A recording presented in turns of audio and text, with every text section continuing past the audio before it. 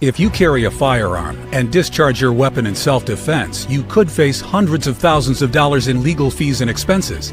So carry the protection of CCW Safe, Self-Defense Legal Services membership. Upfront payment of all criminal and civil defense costs with no out-of-pocket for members. Unlimited defense budgets, unmatched legal expertise. Carry the same level of support police officers have. Carry CCW Safe, the highest caliber. Hey everyone, welcome. And we are here with another episode of Survival Dispatch News. Every $50 you make, that gets me. Hold on. We've got a little bit of feedback here. So where truth matters and preparation isn't just smart, it's essential. I'm speaking to you, and on this blessed Sunday evening, grateful for another day of freedom in America. So we're going to get rolling, and I am John Wheaton of the Righteous Savages, host of tonight's episode, and with me is my common co-host or cohort in S2, our resident. Oh, there we go with the ground loop again. President. Everybody, now this proves that John is actually a robot, and he's got a glitch in his software.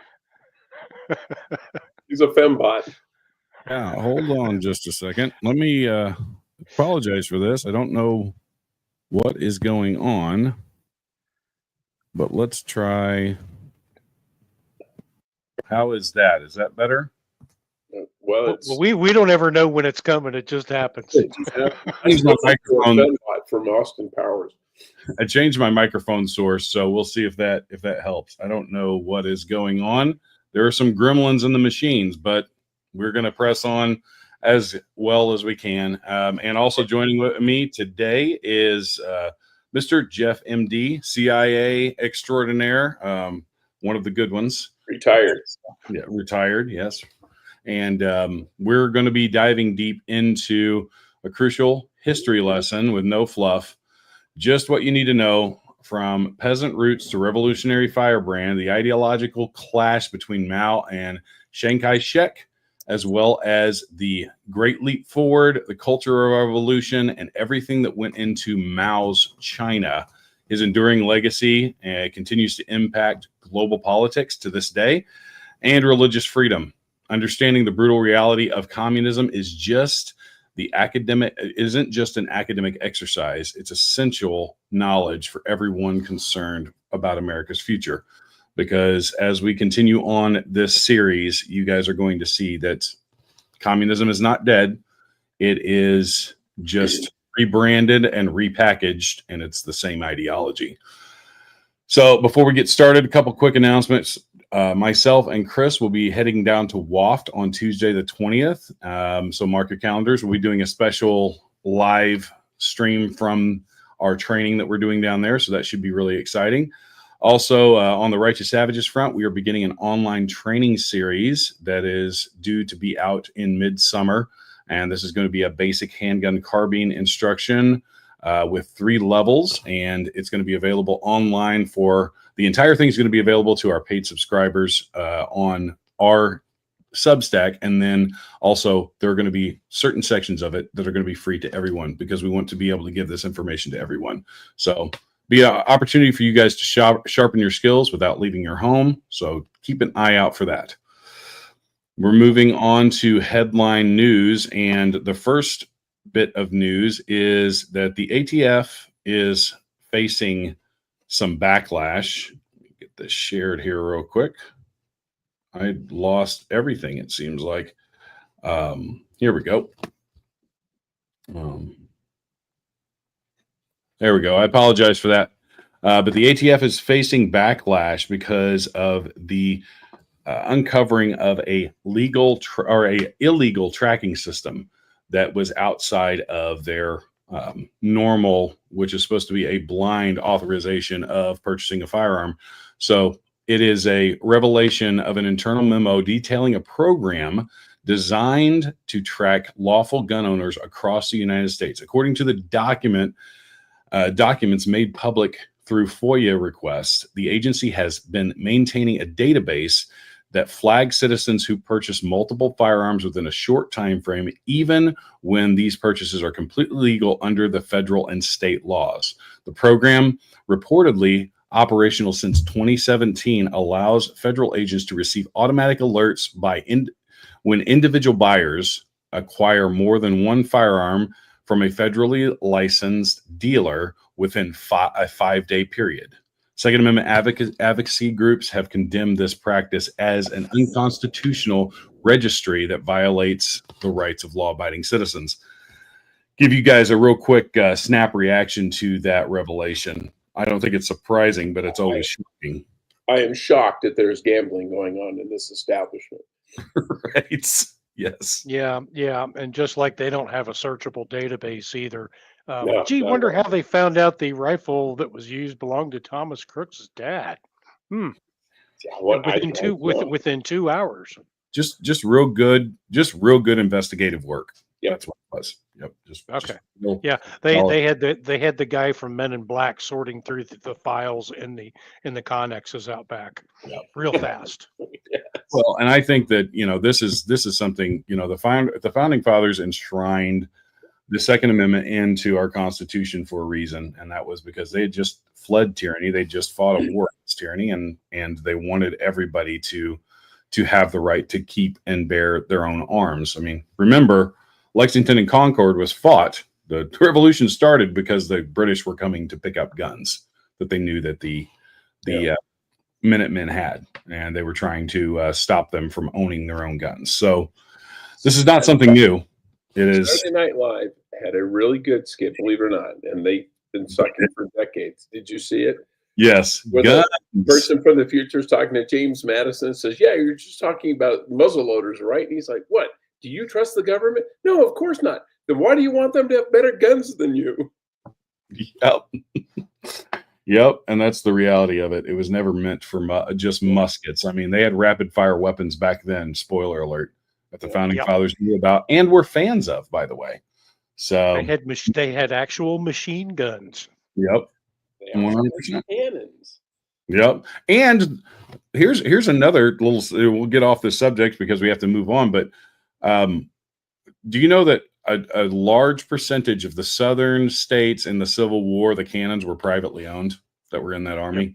Yep. Would not surprise me. I mean, yeah. And like there are letters from founders to privateers, private shipping owners that carried merchandise across the ocean about, hey, can we own cannons? They're like, yes, that's actually implied. That's the whole idea of the Second Amendment. Yeah. So anyways, moving on to the next big news article.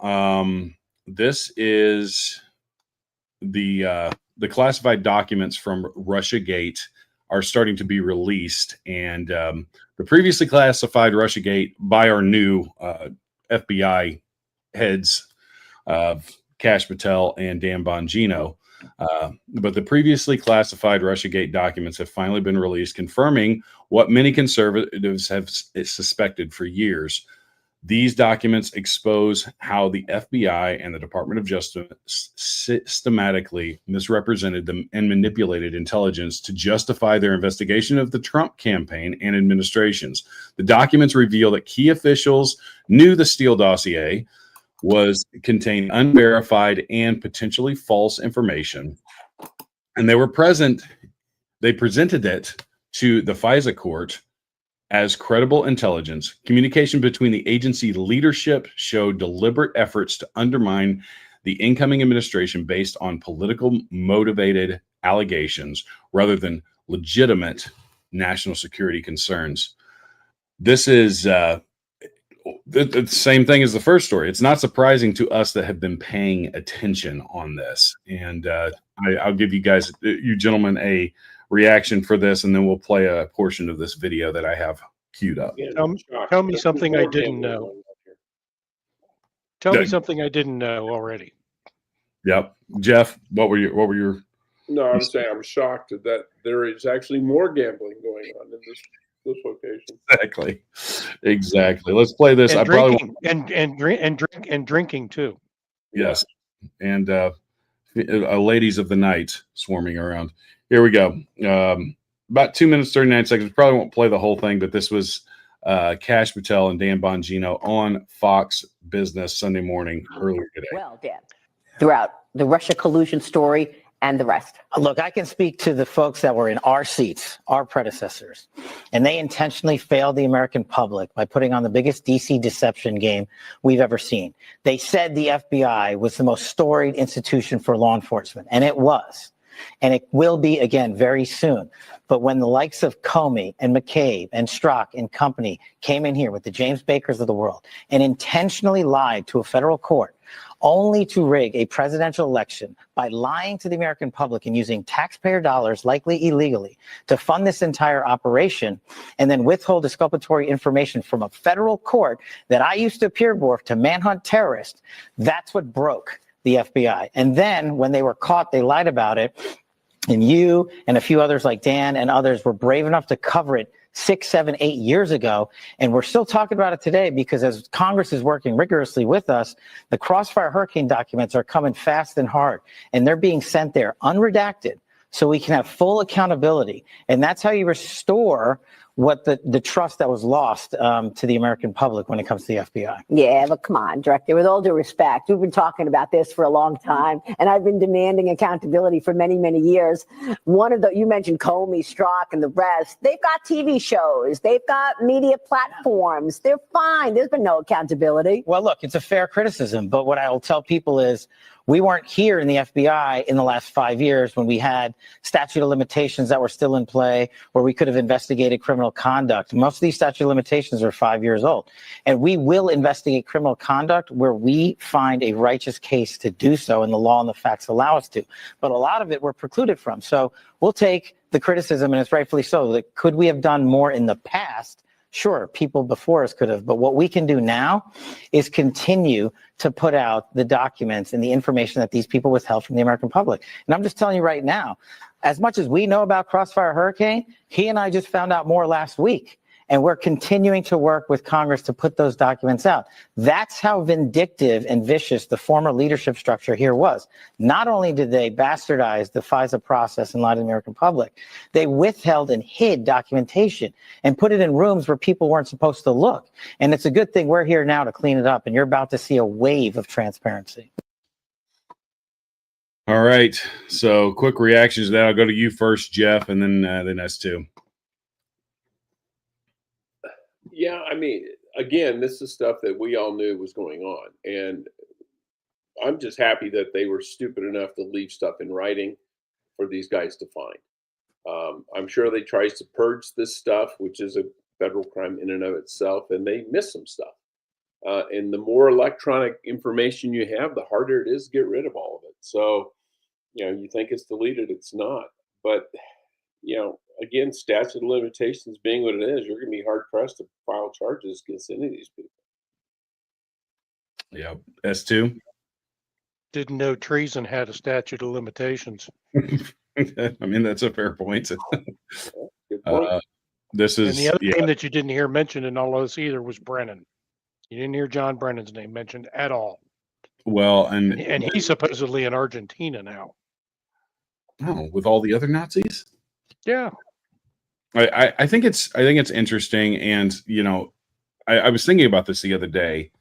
Obviously, we want to see movement. We want to see people in handcuffs, and I hope that comes down the pike. But I think that Kash kind of said, hey, we're still finding out stuff. There wasn't anybody that was all over the Russiagate scandal more than Dan Bongino at the beginning. He was the guy that broke all of the stuff. Said, guys, this doesn't make sense. This smells like rotten fish. We need to investigate this, and we need to figure out where this came from. And he's been all over it from the get-go. In fact, I would argue a lot of his popularity grew because of the Russiagate. His platform grew dramatically because he was putting out all this information. And they're still learning stuff, which means that the web that they're having to untangle and probably read through the stuff and connect the dots through stuff that was deleted and acid washed. You guys know about this in the intel world. It's piecing together pieces that don't necessarily completely connect, but they have kind of this broad connection. And it's just really reading and mapping these things out. And that takes time. It really does. There's a lot of time. Yep. And the databases. And the other thing is, if you're going to put a case together to be presented in a federal court, it better be rock solid, and there better be no missing crossed T's or dotted I's, because if you can people get off on technicalities all the time in those things.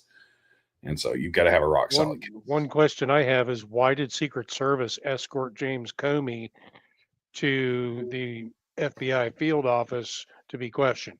Why did he need the Secret Service to escort him there? Yeah. I mean, that's true. And then he let go after basically threatening the president, which was interesting, but he didn't know what 86 meant. So yeah, I've done this since I was 17 years old. Yeah. Well, we all know that it's that, but yeah. But anyways, those are the two big headlines we're discussing. And now we're going to move on to our main topic. And today we're going to dive into a subject that might seem a little distant. And a lot of this stuff that we've covered so far in this series has been very distant memory, or distant from our daily concerns. But actually, it offers a critical insight to the freedom-loving Americans like us. And we're going to explore the rise of Mao Zedong and his devastating grip of communism he imposed on China. So the starting of this is really very similar timing to the Lenin Revolution and Stalin moving into power as well after Lenin passed away. And there's a lot of similarities, but when it comes to body count, I don't think anybody touches Mao. Mao was a ruthless tyrant. And as conservatives, we understand that history provides lessons that we can't ignore. If we do ignore, it's at our own peril. And the story of Mao's China offers maybe one of the starkest examples of how quickly a nation can descend into tyranny when power becomes concentrated in the hands of an ideologue. And that's really, what Mao was. So we're going to start to dive into this. So as we get into it, you guys are going to see a very, very dark picture. First off, Mao Zedong was born on December 26th, a late Christmas present to humanity, 1893, in the village of Shaoxing of the Hunan province, to a peasant family. Now, a quick reminder to everybody, and Jeff actually pointed this out. He was a peasant and born into a peasant class, but his father actually rose to quite a bit of prominence. So it's kind of an interesting thing. And Jeff, I'll let you speak to that really quick, how the correlations between that a lot of these communist leaders weren't actually of the people. They were actually very wealthy and come from very prominent families. Yeah, I mean, they call peasant class. That was the class. He wasn't poor. His father was born poor, but grew to be a wealthy landowner. And so Mao did not grow up in poverty by any stretch of the imagination. He was very comfortable growing up as a kid. And we see it today, I think, with a lot of the leftists here. The reason they can afford to be leftists is because mommy and daddy take care of them. Yes. If they had to work for a living, if they had to pay their own rent, they wouldn't have time to be radical leftists. Yeah. Yeah. And you'll see, actually, it was the May 4th movement that initially radicalized him. That was in 1919. So timing wise, very similar to the Russian Revolution. That was in 1917, 1918. So 1718, yeah. Yeah. So he helped found the Communist Party of China in 1921. He was initially not interested in communism, but he helped then just a few years later helps found the Communist Party of China in 1921. He eventually rose to leader of the communist forces following a long march retreat from the nationalist forces in the 1930s. So to kind of lay the groundwork, and then I'll let S2 and then Jeff speak to this, is what we have to understand is when he grew and came to power, there were two factions in China at the time. The nationalists under Chiang Kai-shek, and then the communists under Mao Zedong. And there was really a groundwork of World War II was what really led to communism taking over post World War II. We'll get to that in a minute, but there were really two factions. So you had two warring parties, kind of like you always do in these kind of situations. But a lot of times the more ruthless ideologues actually end up winning out because they don't really care who they hurt. S2, anything to add to that? Well, there was a lot of events that happened, but initially Mao focused on organizing the peasants, and then diverging, and that was basically diverging from his urban worker centric approach of the other CCP leaders. And you had some events is that after the nationalists, the Kuomintang under Chiang Kai-shek turned on communists in 1927, and then Mao established a rural base in Jiangxi, where he started to build his guerrilla force of the peasants, and implemented land reforms to gain peasants' support, emphasizing that they were going to be able to get land and things like that, basically lying to the people. And what the Long March ended up being is that they were facing the Kuomintang encirclement, and Mao led the CCP on a 6,000-mile retreat called the Long March to Shaanxi, and that was basically after all of the losses that he sustained from Chiang Kai-shek and the Kuomintang. So he took a very large departure in that usually communists try to organize their revolutions from within the urban populace versus the peasants, but because he had a peasant upbringing and background, it made more sense for him to go to the rural countrysides and do his organizing there. So Yep. And one of the precursors that we'll touch on just briefly was the 1911 revolution, which really kind of set this in motion. Was the killing off of the Qing dynasty and establishing the Republic of China, because China was a republic. Much so, the United States is a republic. The idea behind a republic is you have some democracy elements, but it's proportional representation of all of the areas. So all of the provinces had representation, much like our Congress would. So it was actually a republic at the time, which you had a nationalistic side and then the communist side as they rose in the late 19 teens. So the revolution ended and on February 12th, 1912, marking the end of a 2,000-year imperial rule and beginning China's early republic era. So prior to that revolution, which made China a republic, it was an empire. So you had an emperor, you had, very much like Rome, I guess you could bring to draw a parallel to it, that you had, or Japan. Japan remained an empire until after World War II.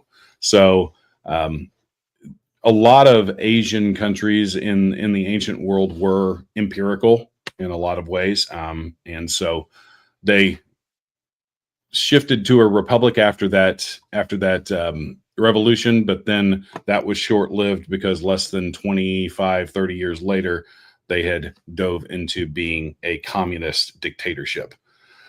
So any other details that I may not have fully fleshed out there about the revolution?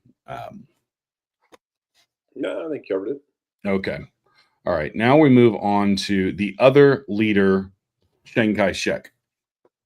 So Chiang Kai-shek was the nationalist government leader from 1928 until his defeat in 1949 by the communist forces.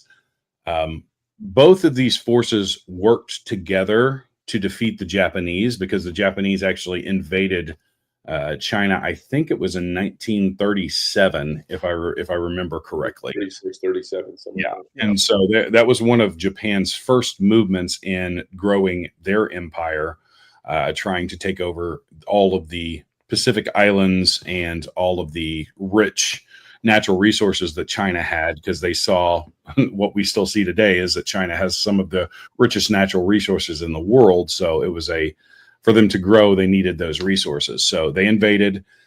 The nationalist and communist forces took a break and helped each other out. But while this was going on, and what I have read about this is that Mao was very strategic in the way that he helped Chiang Kai-shek and his forces, is that he would always allow the Shek forces to take the brunt of these assaults by the Japanese troops and kind of hold his men in reserve, allowing them to suffer heavier losses, so that when post-war, when they kind of resumed their war, he was able to easily, over a few years, basically beat the nationalist forces and take over power. The reason, and this is kind of a key thing for today's political landscape, is that because Chiang Kai-shek's forces lost, they were exiled to an island called Taiwan. The reason Taiwan exists is because of the loss in the nationalist forces there in that civil war, basically. I'll give you guys a chance to speak on Chiang Kai-shek, Mao, and that kind of history of the conflict and how that kind of played out. Jeff, you can go first there. Well, yeah, I mean, yeah, they had fought, after the fall of the Qing dynasty, they were fighting for control over China. And they'd fought for years, and Chiang Kai-shek and the Kuomintang were basically winning. Then the Japanese invaded. So they joined forces to fight the Japanese. I think it was 1936, which is, in actuality, the start of World War II. So they did, and you're right. I mean, Mao said, "Yeah, you guys go out there and charge. You go, charge that hill, and we'll be back here. We'll cover your six just in case. We'll make sure they don't sneak up behind you." Our intelligence says they're going to come around this way, so we'll guard that. You go that way. Yeah, we'll guard the back. We'll get the supply train to be good. And then after the war, Mao had took that advantage, and they were all over the country now. They were in the cities. And so, when they resumed their civil war, they won. Chiang Kai-shek was a nationalist, and he wasn't always a nice guy. He killed a whole bunch of innocent people as well. There are no heroes in this story, shall we say. But then he, they had to, they bugged out and went to Taiwan, and that's where it was a Republic of China for years, until Nixon, said, well, one China policy, and then we kind of quit recognizing them as their own country, but still sold them weapons. What Mao's true evil really manifests itself after the end of the Civil War, and that's when his evil side, really comes through. Yep. And that's really what we've been doing the last 15 minutes, is really kind of laying the groundwork for what comes next. And this is really where it gets nasty. S2, you have anything to add to that? Well, I think one of the things that's important to understand is the amount of deception that Mao undertook in trying to become allies with Chiang Kai-shek. Chiang Kai-shek was, for all intents and purposes, he was a drug dealer. That was his primary business. He was a nationalist. Okay, yep, that's great. But Mao tried to position the CCP as a nationalist force also, which was a complete deception done through propaganda, education, and what they called rectification campaigns to unify the party under his ideology. So I think it's important to understand that when we talk about communists and we talk about today's, what are we calling them today? We're calling them revolutionaries today. We don't call them communists. We call them socialist revolutionaries, because that's what they are, and that's exactly what Mao began as. Yes. Yep. And so the 1949 exile really marked the beginning of this. And Mao actually initially faced a lot of challenges in gaining support after the 49 communist victory, particularly with the intellectuals who questioned his leadership. Mao responded by launching increasingly radical campaigns to eliminate opposition and consolidate power. So he really started moving through the institutions using a lot of tactics we see today, and we'll get to that. But so following the catastrophic Great Leap Forward, causing tens of millions of deaths, Mao was temporarily even sidelined by the Communist Party. So this is about a decade-long period that we're talking about here, from 49 to about, I think, 58, if I'm remembering correctly. And then after that was the Cultural Revolution, which we will get to. But really, the first one was his move into power in 1949, and what he did to take control of that. He tried to basically, just like Stalin, just like Lenin, just like everyone else, don't have a debate, eliminate your opposition. And that's what we see today now. But S2, you want to speak to this really, really quickly on where this all kind of played out? Well, it ultimately ended up playing with to the Great Leap Forward. Mm-hmm. So the Great Leap Forward was an economic and social campaign that was launched by Mao and the Chinese Communist Party, and that went on from 1958 to 1962. Mm-hmm. And what they were trying to do is they were trying to rapidly transform China from an agrarian society into an industrialized socialist state. And Mao was looking to surpass Western economies by mobilizing his population to boost agricultural and industrial output. And in particular, he had some things that he was focusing on was steel production through what they call collectivization and mass labor. Collectivization is another term that is still used today when we talk about things in terms of communism. In the rural, well, I'm getting ahead of myself here, so I'll leave it at that.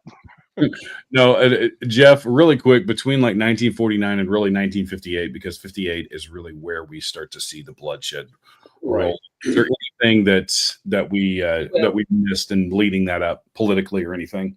There was a whole lot of bloodshed between 49 and 58. It just wasn't on an industrial scale, and Right. it wasn't due to starvation. It was by murdering people. Yeah. They went through and they killed, estimates are 900,000 people who were quote unquote bourgeois. You know, these were the landowners. These were the people who owned businesses. Landlords were a particularly favorite target. Mao actually had quotas for how many landlords had to be killed. They had to kill at least one landlord in every village publicly. And in many places, they had a whole bunch more. And Mao, by his own admission, said, yeah, we killed maybe 700,000. But then there was also the reform through labor part of it, which is you weren't worth killing in front of everybody in town, so they'd send you off to a work camp and you died that way. Yep. And that was another 2 million people there. So we're still talking several million people. And this isn't, we're just not feeding you and you starve to death. This is, they beat them to death. They hung them. It was public executions. They worked them to death. This was a concerted effort to kill these people. Yep. No questions asked. Yes. And so that, and there were several million people killed in that time period. Then we get to the Great Leap Forward. The Great Leap Forward. So Frank Decoder, German name, but he's done an extensive amount of research on this. In fact, he was even allowed to go into China and see documents that a lot of people had not seen before he wrote his book. I think it was like early 2000s was when he wrote his book. Sorry, one of my dogs is barking in the background there. But anyways, so in the Great Leap Forward, Dakota gained unprecedented access to hundreds of previously classified Chinese Communist Party documents in his research. but it reveals the full scope of the tragedy in a lot of ways. Mao actually knew a lot very closely to the amount of number that had been killed. But between 58 and 1962, an estimated 45 million lives were claimed. And this was due to a famine that was originally blamed on bad weather and natural disasters. And it wasn't that. It was a deliberate policy decision made by Mao and his senior leadership. The unrealistic agricultural targets that they put on these peasant farmers. So China was full of a lot of rural farm country, kind of similar to the Midwest and the West in the United States. You think of Kansas, just tons of agriculture out there, even in my state of Illinois. But a lot of these farmers were very poor. They were a peasant class, and they were given unrealistic expectations and targets, and forced collectivism. So they were formed into these groups that had to adhere to certain rules that the Communist Party had put out, and because they could not meet their quotas or their goals, an estimated 2 to 3 million were beaten to death in deliberate killings during these periods to try and force the others to somehow magically generate more crops, to generate more food. And the resulting famine, which was a self-inflicted wound in a lot of ways, took between 40 and 45 million lives. Think about that in a 4-year period. And think about, like, the population of China was not as robust as or big as it is today. It's about 600 million back then. Like, About yeah, half our size. About twice our size, I should say. it's kind of like when you look at the Civil War and you see 600,000 deaths in the Civil War, but you also think that there was like a quarter of the population in America at the time. 600,000 deaths now would be insane, but if you actually had that kind of bloodshed today, it would be like 10 million people. It'd be 20 million people dying. Yeah. In the United States. Yeah. So you think about stuff on that magnitude, that's insane and crazy. So, like, this is a systematic killing of your own people because they could not meet your unrealistic tasking expectations. So real quick, I'm going to give you guys an opportunity to talk about the Great Leap Forward and the Great Famine that was a result of that. Well, yeah, there was two aspects to the famine. One was they went to the peasants, they collectivized for one, which was not good. But then they said, okay, you have a quota. And they actually, in 1958, they had a good year. There was perfect weather. Their production actually went up. So they said, hey, we can just raise the quota. Well, the next year there wasn't, the weather sucked and everything went bad. And they would, the farmers were still required to provide X amount of grain to the state so they could then send it to the cities to feed the workers working in the newly established factories, blah, blah, blah, blah, blah.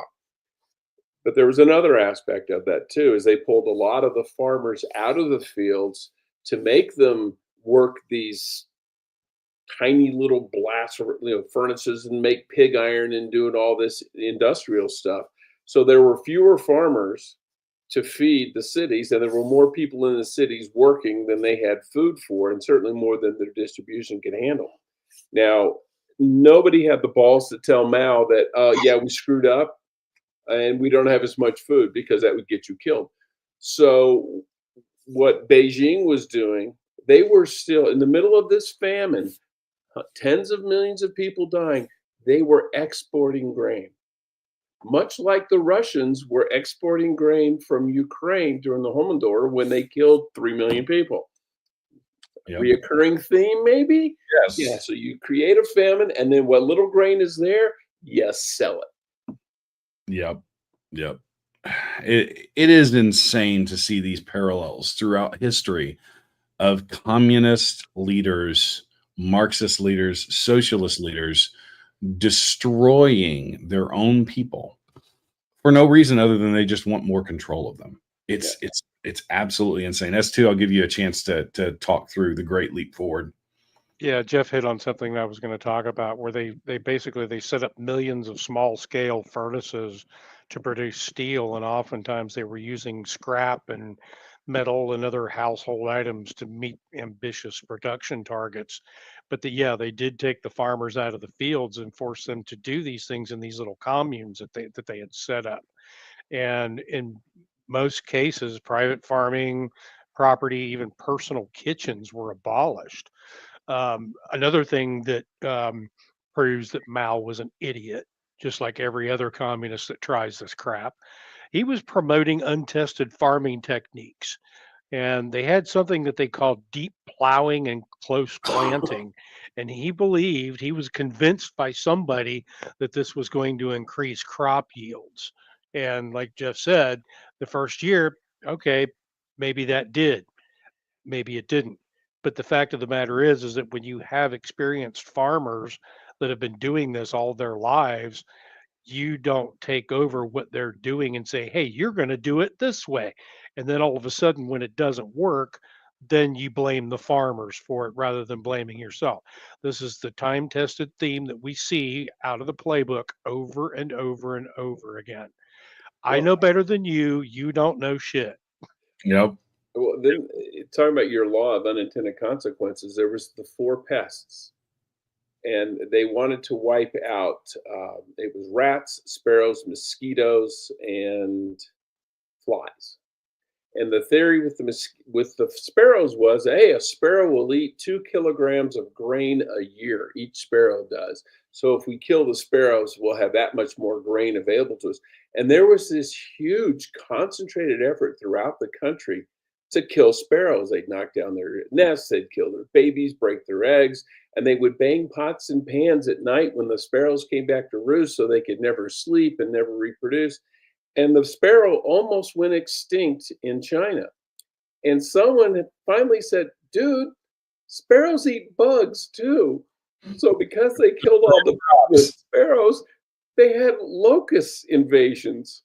And they lost more crops to the locusts than they could have ever lost to the sparrows. So it's just like stupid stuff like that.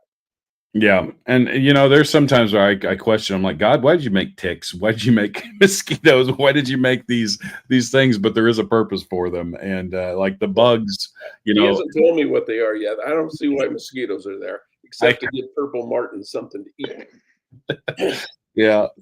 We have a tick infestation at the range. I do like just insane levels of ticks. The only thing I'm hoping is I don't get bit by one and get alpha gal, because I love my red meat. Well, see, I live in Arizona. We don't have ticks. Well, maybe I need to move to Arizona. We don't have fleas either. It's too dry. But you do have tarantulas. I love tarantulas. They eat bugs. They eat bad bugs, man. I'll pick them up and move them. They're kind of cool. Pretty chill. So if and here's this is interesting. And if the truth be told, there were 55 million deaths in World War II total. Mao's conquest in between 58 and 62 was 45 million. 10 million short of an entire world war is insane. And it just gives us kind of a barometer of what the devastation was and what legacy Mao left behind. This is a great article from the Heritage Foundation that talks about this insane move that cost an estimated total of 65 million Chinese citizens dying from either execution, imprisonment, or man-made famines that were completely and totally propagated by Mao Zedong and his Cultural Revolution. That happened in 1966, and this was the unleashing of the Red Guards, the young fanatics aged 14 to 21, target revisionists, enemies of the state. They wanted to target these guys, and it was to get rid of the 4 olds. And we'll get to that in a minute. This was his way of marching and destroying the history. And you'll find this in any kind of communistic movement. They don't want any history, and they'll target specific history based off of what they're trying to divide the people on. Think tearing down Confederate general statues from a few years ago. That's a part of our history. Yeah. And this was what Mao did as well in his Cultural Revolution.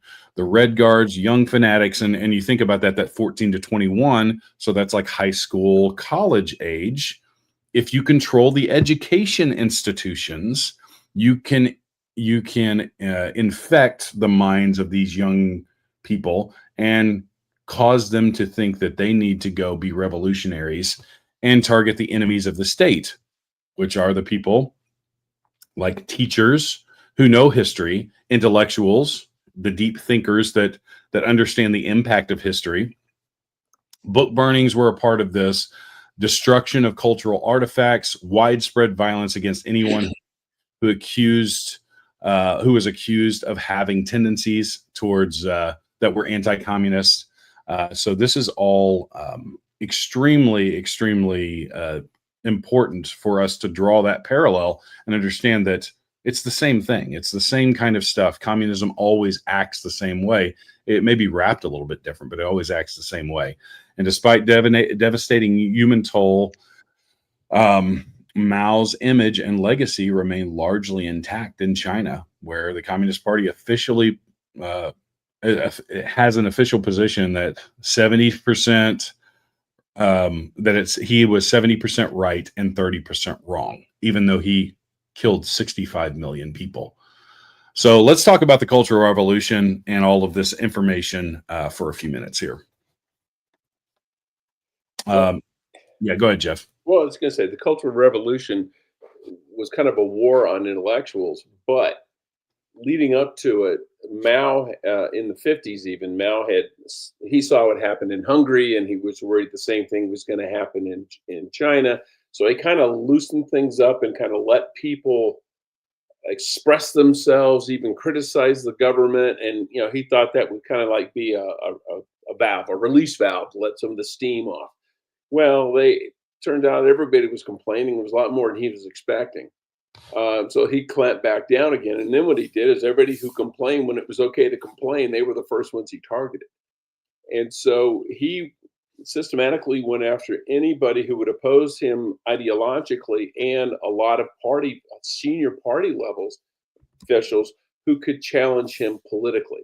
And one of the ones who got caught up in that was Deng Xiaoping. He got thrown in jail and later was rehabilitated. But yeah, he went through and systematically removed anybody he saw as a threat politically. And then the government went after anyone who had the social standing, the moral standing to stand up to them and say this isn't right. Yeah, they all went to re-education camps, and that's where the term re-education camp comes from. Yep. And kids were ratting out their parents. A husband would rat out his wife. Kids would, you'd rat out your neighbors, and it was just dystopian. It was like the Stasi in East Germany. Everybody was ratting on everybody. Yep. Yes, and that is, man, what a lesson from history. S2, you have stuff to add to that? Yeah, I've seen pictures of the things that they did during that time, and it was a very brutal time. I mean, even down to the point where the idea is if you wanted to get ahead in the Chinese Communist Party, you had to prove your brutality against your fellow man. And they would basically take and kill husbands in front of their wives and their kids. They would take babies from their mothers and literally tear them in pieces. And this was how brutal it was. It was all in the matter. I don't want to say that this was propaganda, but it was propaganda in a sense that it was a way to control the people through fear. And these are the things that they did. Yeah, these are the things they did. So this was particularly brutal. Well, and shame and humiliation was a huge part of it as well, even if they didn't kill you. And one of the leading causes of death during the time was suicide. And there's stories of people who would jump off of tall buildings to kill themselves. And it happened so often that people wouldn't walk near tall buildings for fear that some guy killing himself would land on them. I mean, we hear about it at the Foxconn factories in China, where they have to put up nets because all the workers try to kill themselves. But the same thing was going on in China. They humiliated people to the point they would kill themselves. And that way they can say, we didn't kill him. He killed himself. Don't look at us, man. Yes. Well, and you mentioned the four olds, John. So that's basically old customs, culture, habits, and ideas. Yep. And that was to eradicate the traditional Chinese culture, to eradicate the Confucian values, the historical artifacts, and other religious sites, even including clergy. Yes. Yep. Which kind of moves us into the kind of the final part of this too, is the assault on clergy. And even to this day, there's a lot of religious persecution in China to this day. So it's insane to really think about this stuff, because part of the four olds. So the Chinese government implemented early on in 1941 the three selfs policy, requiring churches to be self-governing, self-supporting, and self-propagating, effectively cutting off any kind of foreign Christian organization. So if you guys have ever been, if you've, are churchgoers or anything like that, most churches have some sort of foreign missions apparatus where they send financial support to missionaries from America or wherever to overseas, or if somebody is over there trying to get a church going, there is a financial support from the free world, I guess you could say, to these more oppressive areas of the country. And so basically the three selfs policy X'd all of that. You could be thrown in jail if you received money from a foreign religious organization to help support so you were self-governing, self-supporting, and self-propagating. You could not actually accept money from anywhere other than just your local organizations. Even that was heavily scrutinized and heavily reduced. So,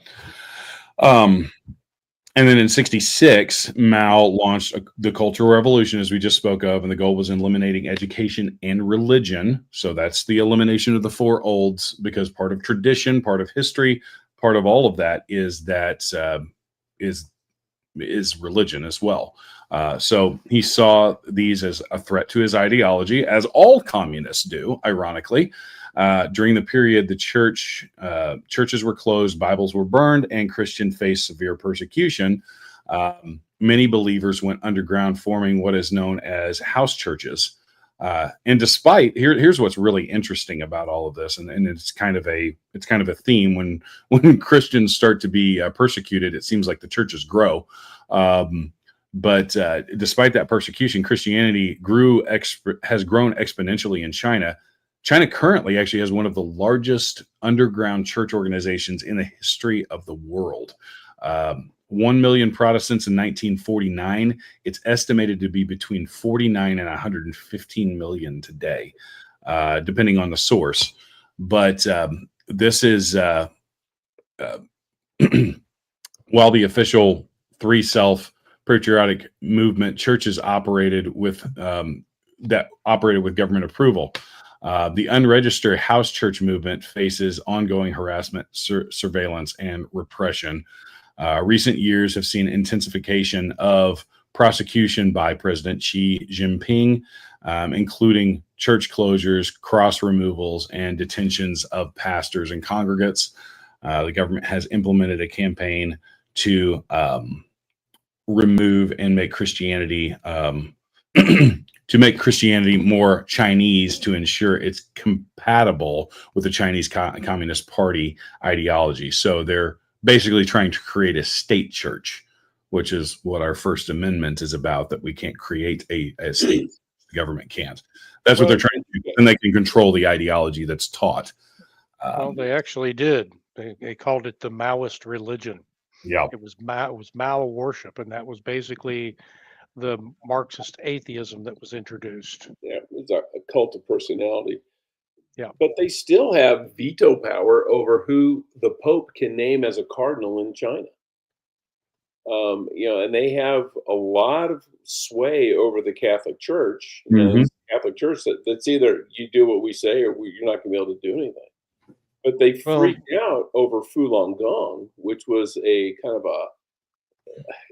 I don't know how you would describe it. It's almost kind of like a Taoist Confucian, mixed with yoga kind of thing. But it's all about inner self and strength and exercise and all that. But it had so many adherents that they had to clamp down because it was becoming a rival to state power, and that's why they did that huge crackdown and arrest. A lot of them fled. Many were thrown in prison. A lot were simply executed because they represented a spiritual threat to the government.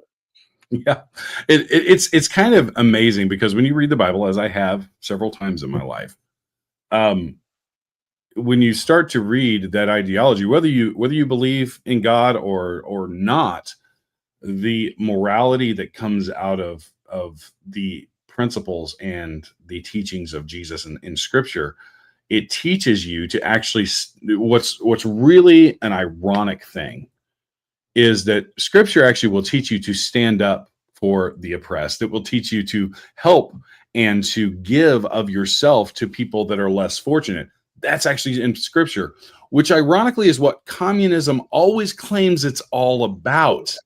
Is that not ironic that it claims that it's for the little man? So it's going to stamp out religion because religion is oppressive. But actually, when you read the Bible, religion is the best defense system for the oppressed, and over centuries has shifted cultures and countries and empires into, think of the Roman Empire until Constantine became emperor and then actually announced Christianity as an official religion under the Roman Empire. And that was when the explosion of Christianity happened. So in Rome, there's never been an empire, I don't think, aside from maybe some of the ancient empires that was as big as Rome in the last, several millennia. So, well, yeah, Alexander the Great, he had a huge empire, but it didn't last very long because he died young and it kind of fell apart when he died. And maybe then his son took over and everything went to shit. Yeah. Yeah. So it is really interesting to me that everything that communism claims it's for is what Christianity is for, which makes you start to think, well, maybe there is a little bit more spiritual to this than what we originally thought. So I propose this is that the origins of Marxism spawned from Satan himself, who is the father of lies. Therefore, everything they say is a freaking lie, and everything is backwards is forwards. Yep. And so, we're coming up on a hard stop, guys. So we're gonna start to move. We may be a couple minutes over, but we're coming up on a hard stop. So this next Tuesday, we won't have our normal communism episode. We're going to be at WAFT that day, so we'll be doing a debrief from there. But next Sunday, we're actually going to pick up kind of right where we left off with China, because we kind of went through Mao. We're going to start with China, and then we may roll into some of the lesser, I guess you could say lesser dictators. They don't have as big of a body count, but Pol Pot, Castro, all of these others that are instrumental in this building. And then after that, we get into modern times. Don't be just a Pol Pot. If you look at it as a percentage of his population, he had the biggest body count. Yes. Yeah. If you actually look at it, per capita, he was an overachiever. Yeah, he was definitely an overachiever in all the wrong ways. But so I think the biggest takeaway, and I'm going to give you guys a chance to talk, the biggest takeaway is that this ideology has never worked. And there are a lot of people that say, oh, it's just never been tried the right way. It's never had the right makeup. And I've seen some of these people, even people on the right, was like, well, if it was tried in an all-white population, it would be fine. And I'm not even joking about that. There's people on crazy people on X that say this stuff. And I'm like, no. You're right. I mean, it has been tried, guys. Like, it's like, goodness gracious, you guys. If you think that communism has just not worked because it hasn't been tried in the right elements or the right climate, no, it's failed, and it has resulted in death, destruction, and loss. By all accounts, by everybody, even the dictators end up losing in the end. So I'm going to give you guys a chance. What are your two big takeaways? Each one of you come up with two big takeaways from where we're at with this communism series, like what we can learn from history and how we apply that to today. And I'll start with you, Jeff, and then we'll go to S2. Well, I think one thing is I want people to. They look at China today. Yeah, it's a modern country. It's second largest economy in the world. Blah blah blah. But communism didn't make that. They only became successful when they embraced capitalists on the business side. Yes. And that has happened before. They call it what they call it capitalism with a communist face or something along those lines. Someone was smart enough to realize economically communism is a freaking disaster. And so what they've tried to do is keep it on their society while letting their the businesses let their economy become more capitalist. And they've been successful only because they did it on the backs of their workers. They got paid slave wages, and they made stuff for pennies and sold it for dollars. It's not a sustainable system, though. No, and I would even say today that they're a very big paper tiger. People are a lot more scared. Like, just the tariffs put them into almost ruin. And if you had applied that kind of pressure to them long term, a year, they would have either gone to war over it, or they would have completely collapsed. Yeah. It's a paper tiger that everyone seems to be afraid of, but really the politicians, because they're getting paid by these Chinese people. Don't look now, people that rhyme with Joe Biden. So Hillary Clinton. Yeah. They're getting tons of funding from these countries, and that's where this corruption really starts to manifest horribly. So S2, Big Pharma had its own country. Yeah, They do. They were in China for a little while. well, I mean, that's a scary thing, and that could be a whole episode to talk about the amount of critical resources that are made in China. Yeah, that we've allowed to be made in China. Right. Yeah. Like used to be made here. What is it, like 85-90% of pharmaceuticals are made in China? Between China and India, yeah, probably. Yeah. So it's insane. S2, what can we learn from history and apply to today and going forward? There are no coincidences. History doesn't always match, but it certainly doesn't rhyme. But it certainly does rhyme. We've seen this time and time again, and what we see with today's current revolutionaries here in the United States, their argument is, and they really believe this, is that the reason communism hasn't worked is because it hasn't been implemented globally. COVID was that response to that, to implement communism globally. They tried, they lost. They have to have certain global economies to make that happen, and the United States is number one on that, because everybody looks to us as the people that built their own country and survived by fighting for their country. And that's what a lot of other countries are starting to see is now. The thing that I had heard throughout COVID is, when is the United States going to step up? When is the United States going to step up? Well, we stepped up, and here we are. It can be defeated, but it has to be defeated as a team sport. It can't be done one country alone. Yeah. I'm going to echo something that Mike Stewart put in the comments. I flashed it up earlier, but yeah, in my research, Frank Decoder, I think Decoder, Dicotter. Okay. An excellent source on this. There's several of his lectures on YouTube.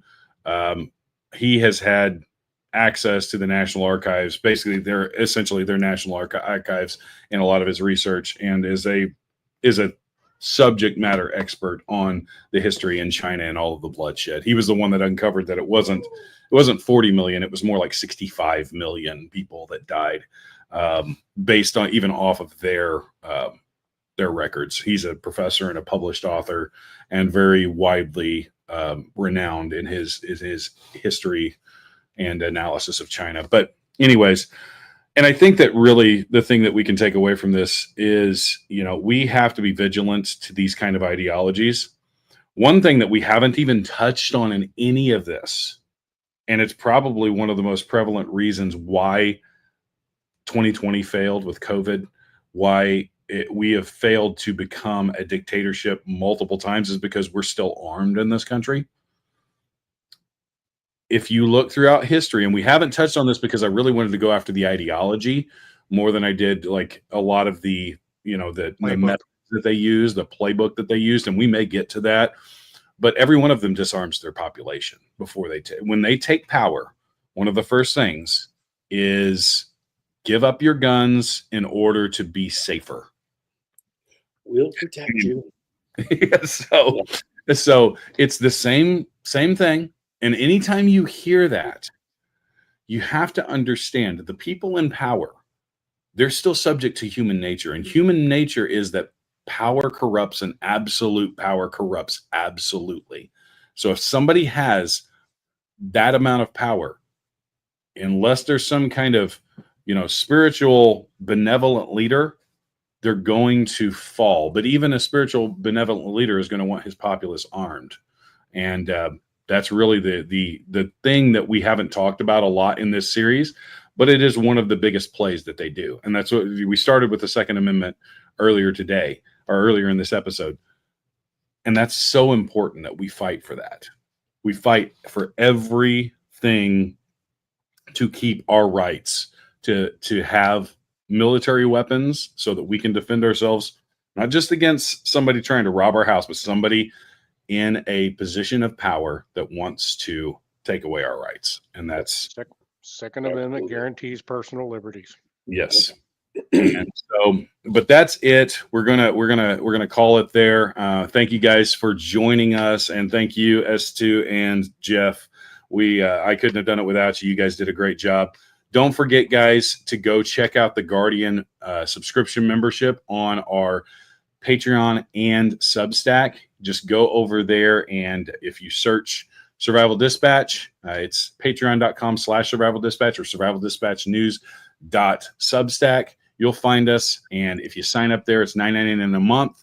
And these, you get 37 e-mags with a comprehensive guide to get you out of any kind of SHTF situation. These are amazing magazines, a $370 value. You get absolutely free. You get our survival guide, 228 pages. That's going to get you out of any kind of situation. And when it comes to survival, you also get some behind the scenes content. You get access to our private Signal chat that gives you guys access to a wealth of information that we can't even share some of it on here because of the oppression that we get from social medias. But go over there, and if you and lastly, if you guys just feel like supporting us as a company, we would greatly appreciate it. We can't do this stuff without you guys, and we appreciate all of the support. So you can go over there and sign up today, and I hope you will. But that's it, and we're going to call it there. Thank you guys for showing up for us here on Sunday night, and until we meet again, God bless America. Good night. And they're using the word God again, and they're not hiding from it, and they're not being told to take it down, and they're not saying we can't honor God. In God we trust. So important. Even in the darkest night, thank God for America. When it's time to stand and fight, thank God for America. Through every struggle, even when we fall, we answer to